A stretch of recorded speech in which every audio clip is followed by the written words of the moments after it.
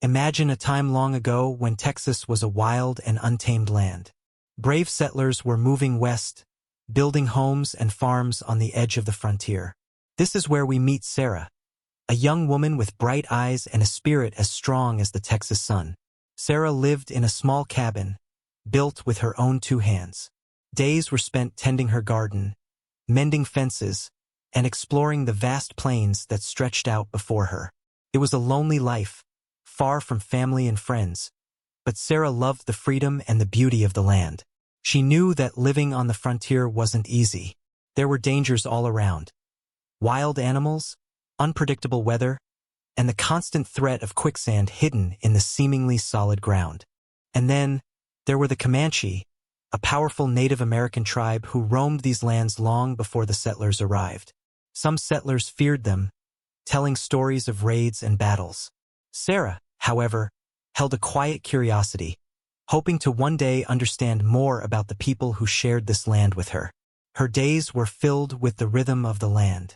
Sunrise meant tending to her small vegetable garden, carefully watering each plant.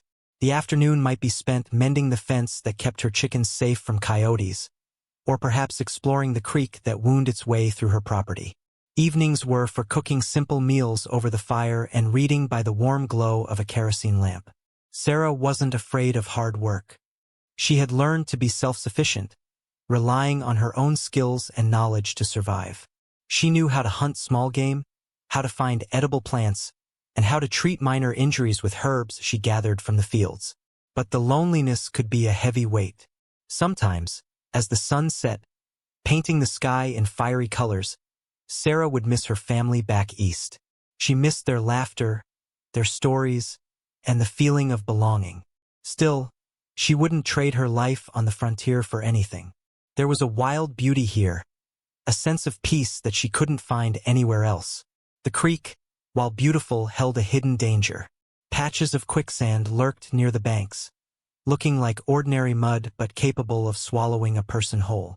Sarah had learned to recognize the telltale signs: a shimmering surface, a lack of vegetation, and a soft, yielding texture. She always gave those spots a wide berth. The stories about the Comanche also played on her mind. While she didn't believe all the exaggerated tales of brutality, she knew they were a powerful force in the region. Her neighbors warned her to keep a rifle close at hand and to be wary of strangers. Sarah kept a rifle, but she also kept an open mind. She felt that fear only led to misunderstanding, and she hoped that one day she could meet the Comanche people and learn their ways. Little did she know, that day was coming sooner than she thought. A chance encounter near the treacherous creek would change her life forever. It was a hot, still afternoon, the kind of day where the air shimmered and the cicadas buzzed endlessly.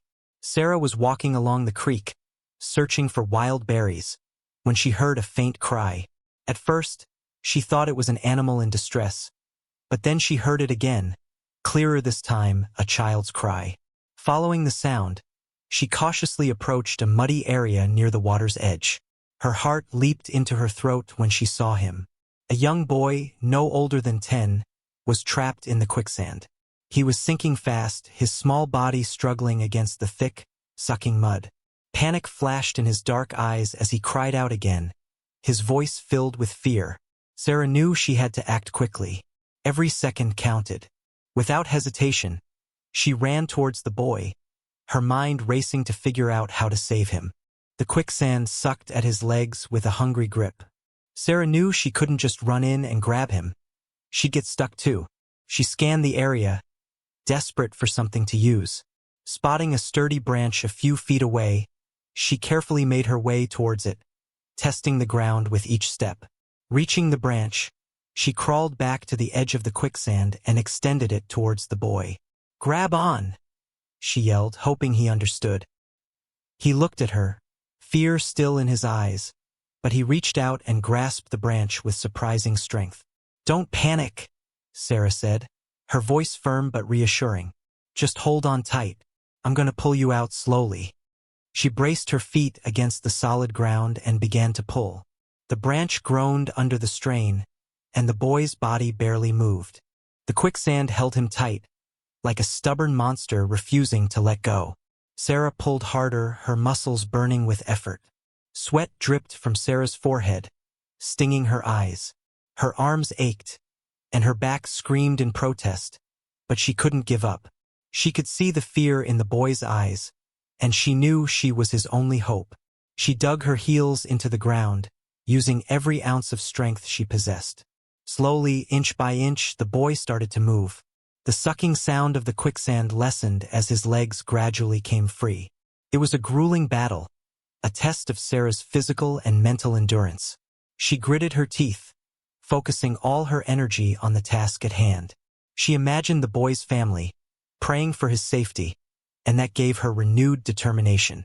Finally, with one last mighty pull, the boy popped free from the quicksand, tumbling onto the solid ground. He was covered in mud, shivering, but he was safe. Sarah collapsed onto the ground beside the boy, her chest heaving. Relief washed over her, so powerful it made her weak. She looked at the boy, who was still shivering and covered in mud. He looked back at her, his dark eyes wide with a mixture of fear and gratitude. "Are you okay?" Sarah asked, but she knew he probably didn't understand her words. He just stared at her, his expression unreadable. Sarah sat up, wincing as her sore muscles protested. She needed to get him cleaned up and warm. The sun was starting to dip below the horizon, and the air was already getting cooler. She gently touched his arm, trying to communicate her intentions without words. He flinched at first, but then seemed to understand that she wasn't going to hurt him. He allowed her to help him to his feet. Together, they began the slow walk back to her cabin. Inside the cabin, Sarah pointed to a bucket of water and mimed washing her face. The boy watched her carefully, his eyes following her every move. He seemed to understand. He nodded slightly and allowed Sarah to lead him to the water. As she helped him wash the mud from his face and hands, she realized he was even younger than she had initially thought. He spoke to her in a language she didn't recognize, a series of soft, guttural sounds. It must be Comanche, she realized. She smiled at him and spoke slowly, hoping he could understand at least the tone of her voice. "It's okay," she said. "You're safe now." Of course, he couldn't understand the words, but he seemed to understand the kindness in her eyes. They communicated through gestures and expressions, a silent language of compassion and understanding that transcended the barrier of words. Sarah realized that even without speaking the same language, they could connect as human beings. After washing up, Sarah offered the boy some stew. She pointed to the pot and then to her own mouth, miming eating. The boy watched her, hesitant at first, but then he nodded and took the bowl she offered. He ate slowly, carefully, his eyes never leaving her face. Sarah watched him, her heart filled with compassion. He must be so scared and hungry. She rummaged through her meager supplies and found a clean blanket, which she offered to him. He took it gratefully, wrapping it around his small frame. As the boy ate, Sarah noticed the intricate beadwork on his moccasins and the small leather pouch he wore around his neck.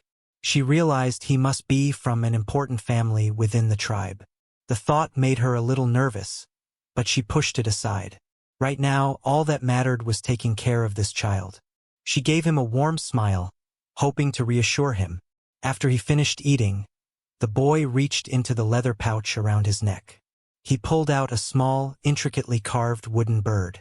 It was beautifully crafted, with tiny feathers etched into the wood and tiny beads for eyes.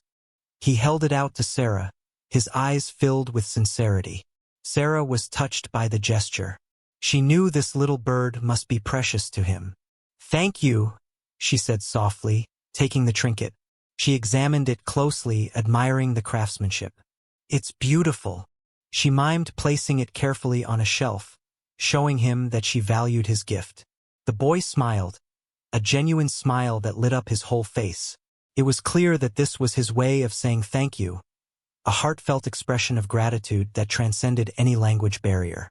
Sarah knew she would treasure this little bird forever. It was a reminder of the bond they had formed, a symbol of the power of kindness and compassion. As the first rays of dawn painted the sky, the boy indicated that he needed to leave. Sarah understood. He pointed towards the vast plains that stretched out from her cabin, and then pointed back at himself, as if to say, "That's where I belong." Sarah nodded, understanding. She walked him to the edge of her property, watching as he turned to face her. He raised his hand, a gesture that seemed to convey a promise. Then he turned and ran, disappearing quickly into the tall grass. Sarah watched him go, a strange mix of emotions swirling within her. She was relieved that he was safe, but also a little sad to see him go. She wondered if she would ever see him again. As she walked back to her cabin, she couldn't shake the feeling that this wasn't the end of the story. Something told her that their paths would cross again. Life returned to its familiar rhythm. Sarah tended her garden, mended fences, and cooked her simple meals. But the memory of the boy lingered. She often found herself glancing towards the plains, wondering if he was safe, if he had made it back to his family. The little wooden bird sat on her shelf, a constant reminder of their encounter. She would pick it up sometimes, turning it over in her hands, imagining the boy carving it with such care. Days turned into weeks, and Sarah began to think she would never see him again. Perhaps he had forgotten her. Perhaps his tribe lived too far away. But deep down, she still held onto a sliver of hope. She couldn't explain it, but she felt a connection to that boy, a connection that transcended language and culture. She continued her life, but a part of her was always waiting, always watching the horizon. One morning, Sarah noticed something odd near her chicken coop. Footprints, much smaller than her own, pressed into the soft earth. They circled the coop, as if someone had been watching the chickens. She dismissed it at first, thinking it might be a wild animal, but the tracks were too distinct, too human. Then, at night, she started hearing strange howls in the distance, different from the usual coyote calls. These howls seemed closer, more deliberate. A shiver of unease ran down her spine. She started locking her cabin door at night, something she hadn't done before. She tried to convince herself that she was just being paranoid, that the isolation was getting to her. But the feeling of being watched persisted. She found small, smooth stones arranged in strange patterns near her garden. And once, a small twig carved into the shape of an arrow left on her doorstep. Fear began to creep into her heart, a chilling contrast to the hope she had felt after rescuing the boy. The sun beat down mercilessly as Sarah walked out to her garden. She stopped, her blood turning to ice in her veins. In the distance, a cloud of dust billowed across the plains, growing larger with each passing moment. As it drew closer, she could make out the figures riding towards her. A large group of Comanche warriors. They rode on horseback, their faces painted with fierce designs, their long black hair flowing in the wind. They carried spears and bows, and their eyes were fixed on her cabin. Sarah's heart pounded in her chest. The stories she had heard from her neighbors flooded her mind. Tales of raids, violence, and destruction. She knew she was outnumbered, outmatched. Her hand instinctively reached for the rifle she kept near the door, but she hesitated. What could she do against so many? All she could do was wait. Her mind raced. She remembered Mrs. Henderson's stories of her family being driven from their farm, their home burned to the ground.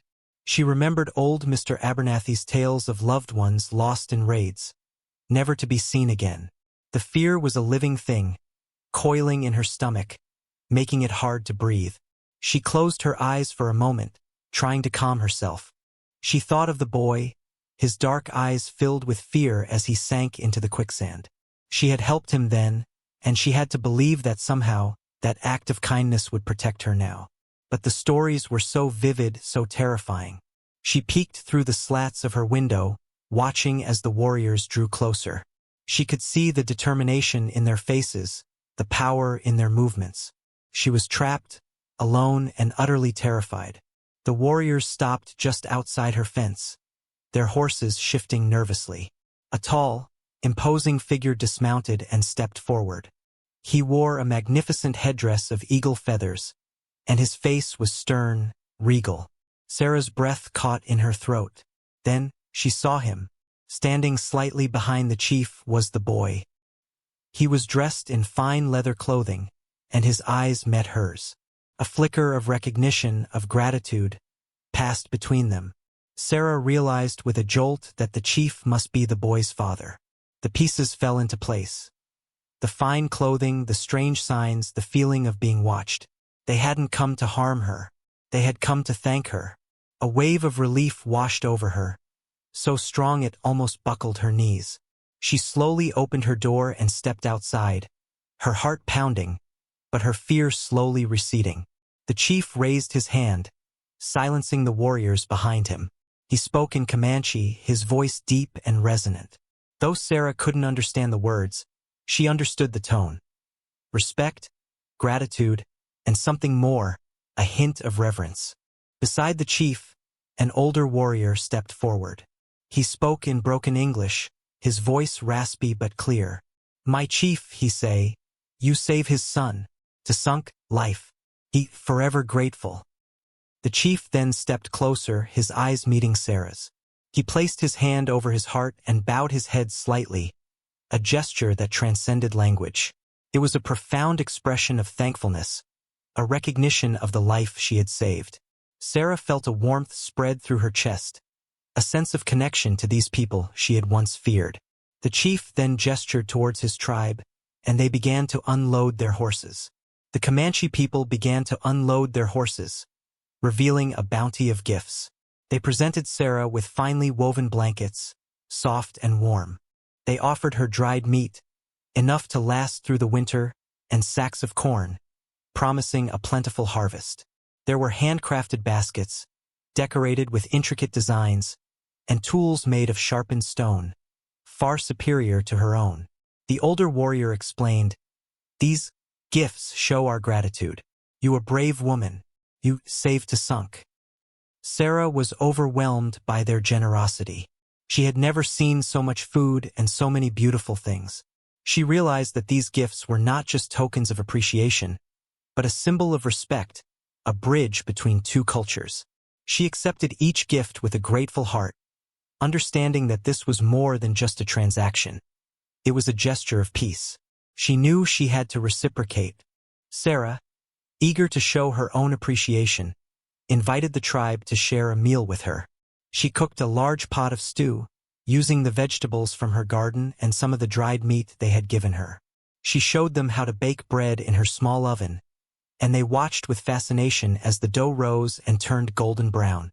She also shared her knowledge of medicinal herbs, pointing out the plants that could heal wounds and soothe aches. In turn, the Comanche women showed her how to tan hides and create beautiful beadwork. They taught her about the stars and the cycles of the moon, sharing their deep understanding of the natural world. It was a time of learning and sharing, a true cultural exchange that bridged the gap between their different ways of life. They were no longer strangers, but neighbors, learning from each other and building a bond of respect. Over the next few days, Sarah and the Comanche tribe spent their time together, learning about each other's lives.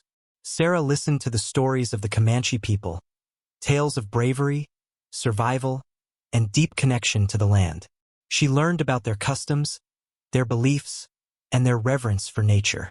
She saw their strength, their resilience, and their deep love for their families. The Comanche, in turn, were fascinated by Sarah's life. They marveled at her self-sufficiency, her ability to build a home and cultivate a garden with her own two hands. They were impressed by her knowledge of herbs and her resourcefulness in the face of adversity. They saw her kindness, her compassion, and her unwavering spirit. As they shared their lives, they began to understand each other, to appreciate each other's strengths, and to respect each other's differences.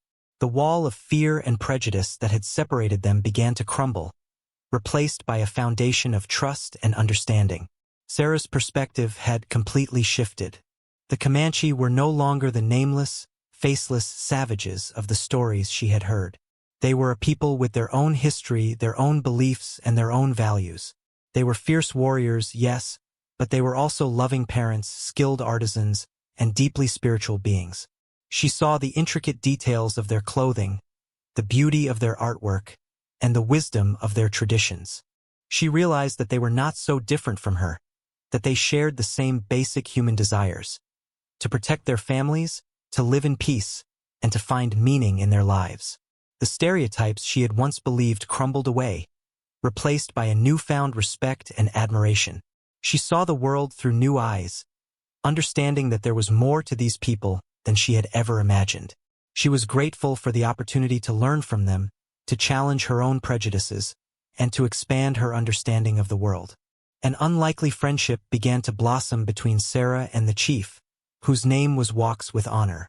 Despite the language barrier, they found ways to communicate, sharing stories through gestures, drawings in the dirt, and the patient translation of the older warrior.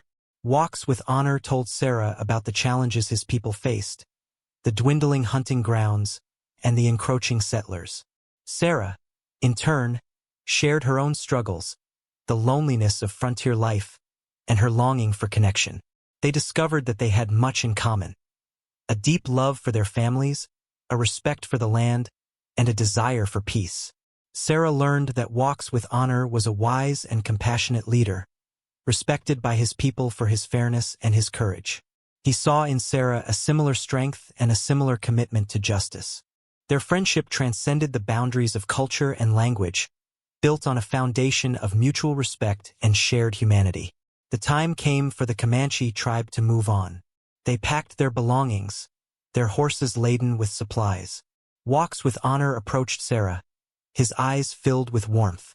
He placed his hand on her shoulder, a gesture of friendship and respect. Through the older warrior, he said, "We go now, but we return. You, our friend. We never forget." Sarah smiled, her heart filled with a sense of hope she hadn't felt in a long time. She watched as the tribe rode away, disappearing into the vastness of the plains. The silence that followed was different now, not the lonely silence of isolation, but the peaceful silence of connection.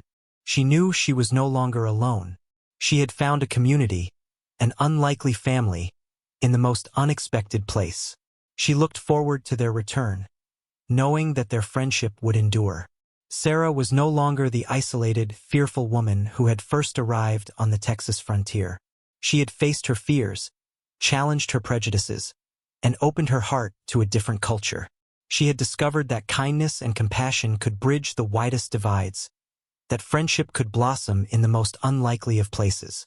The loneliness that had once weighed so heavily on her heart had lifted, replaced by a sense of belonging, a sense of purpose. She was no longer afraid of the Comanche. She had seen their humanity, their strength, and their deep capacity for love. She knew that they were not her enemies, but her neighbors, her friends. She continued to live on the frontier, tending her garden and mending her fences, but now she did so with a newfound sense of hope. She knew that she was part of something larger than herself, that she was connected to a community that transcended the boundaries of culture and language. Sarah lived the rest of her days on the Texas frontier, forever changed by her encounter with the Comanche tribe. She continued to learn from them, sharing her own knowledge and skills in return. Their friendship deepened over the years, a testament to the power of kindness and understanding. She became a bridge between two worlds, a symbol of peace and cooperation in a land often marked by conflict. She taught her neighbors about the Comanche people, dispelling their fears and encouraging them to see the humanity in those they had once considered enemies. And when new settlers arrived, she shared her story, hoping to inspire them to approach the Comanche with open hearts and open minds. She knew that the future of the frontier depended on understanding and respect, on building bridges instead of walls. Sarah's legacy lived on, a testament to the transformative power of compassion. As the years passed, Sarah often thought about Tasunk, the boy she had saved from the quicksand. She wondered what kind of man he had become, if he remembered her, if he carried the same message of peace and understanding in his heart. She realized that her act of kindness, though small, had rippled outwards, touching the lives of so many people. It had challenged prejudices, built bridges, and created a lasting friendship between two cultures. The little wooden bird remained on her shelf, a constant reminder of that fateful day by the creek. It was a symbol of the power of empathy, the importance of understanding, and the transformative potential of kindness. Sarah knew that even in the face of fear and uncertainty, the choice to be kind, to be compassionate, could change the world. one small act at a time. And that was a legacy worth leaving behind.